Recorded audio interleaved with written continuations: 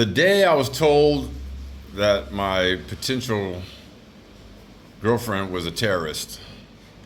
Do you remember that? Do you know that your mom is a terrorist? Yes, I remember. So, what was it, December? 22 December. Okay, so we met on Afro Introductions. She doesn't speak English that well. No. Let me speak French. Yes, Afro Introduction. So we started talking, and she told me she was a veterinarian. And by this time, I had already been in Nigeria. I'd already had some bad experiences over there. I got kind of like love scammed over there. That's a whole nother story, which I'll tell you that later. And listen, I'm not a person that gets bamboozled by scams, and I'm not a person. I don't fall for scams, but there are, because when people think about scams, they think about the scams like, I'm a Nigerian prince, send me money, or oh, I need you to send me money because of this, or I never send money to women if they told me, oh, I have to have a surgery, or my dad died, or I don't fall for those kinds of scams. Okay, I was born at night, but not last night. So anyway, so we how long did we talk? How long did we talk before someone told me you were a terrorist? Maybe 2 weeks, 3 weeks? No, not 2 Maybe a month. 1 month. Okay, so we met in November, so by December. Now, I get a call. No. So what I did was, because I am looking out for scams, because I'm in California and she's in Cote d'Ivoire, and I don't want to deal with any gold diggers.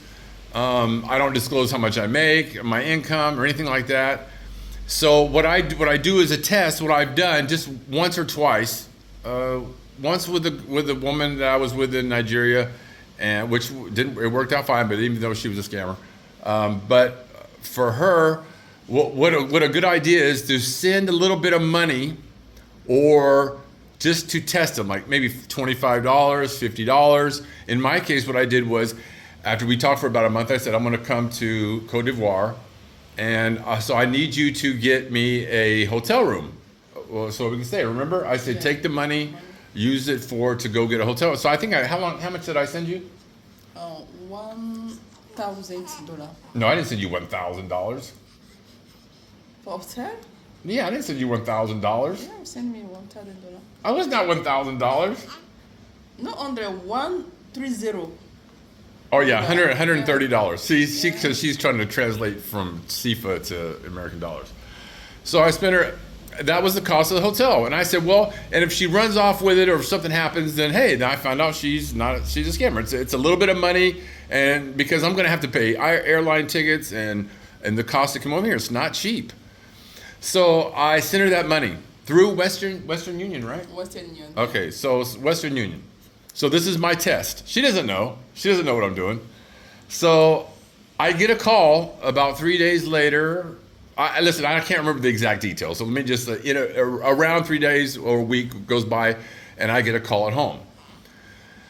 And this man says he's from the U.S. Attorney's. Even on my phone, I have a phone that usually when it's a scam call, it says scammer likely or something like that. This one had a check mark, said it was verified, and it was from Washington, D.C., and it said they were from the U.S.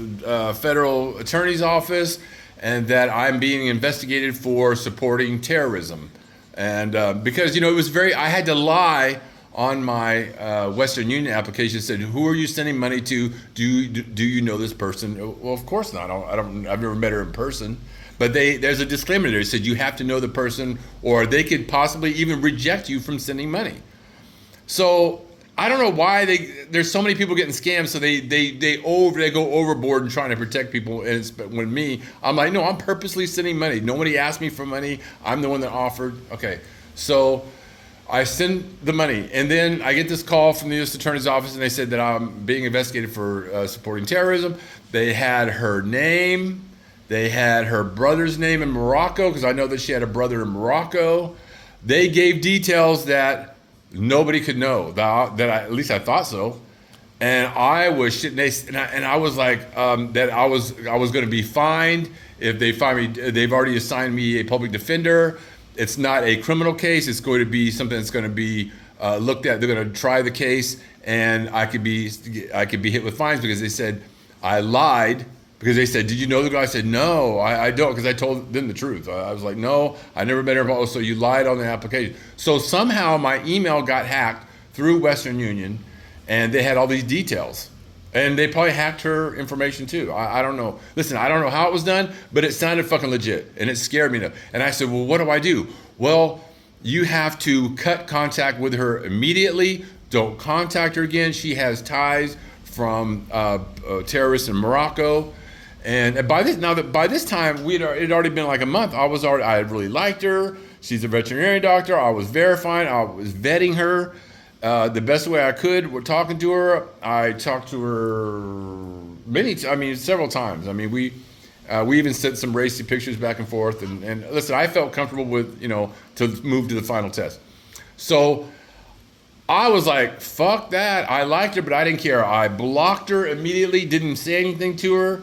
You went like 2 weeks. I never want to talk to you, huh? Like No, 2 weeks? 2 days. 2 days? You don't touch me 2 days, 3 days. I think it was like a week. No. See, it's hard. It's almost 2 years ago now. No week. Well, but it was a while. It was long enough to where she was really upset.